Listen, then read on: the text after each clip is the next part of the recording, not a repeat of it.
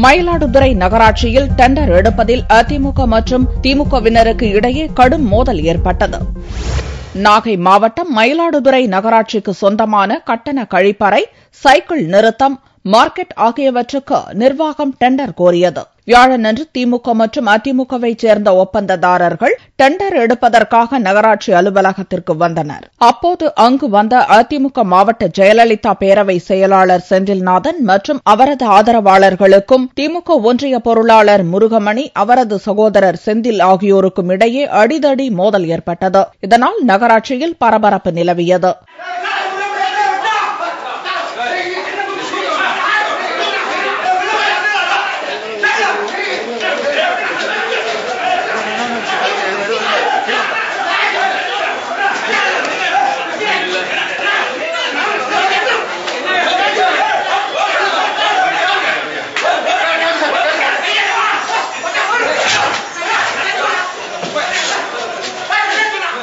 பேருந்து நிலையத்தில் நடத்தி வர கட்டண கழிவறைக்கு டெண்டர் போடுறதுக்கு போனேன்.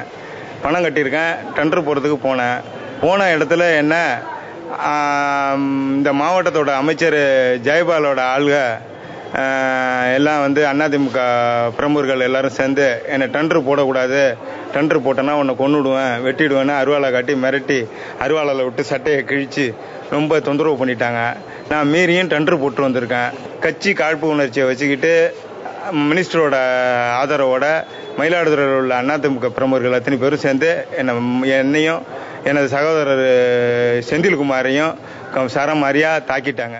இதையடுத்து அசம்பாவிதம் ஏற்படாமல் தடுக்க நகராட்சி வளாகத்தில் மயிலாடுதுறை ASP சந்தோஷ் தலைமையில் போலீசார் பாதுகாப்பு பணியில் ஈடுபட்டனர்.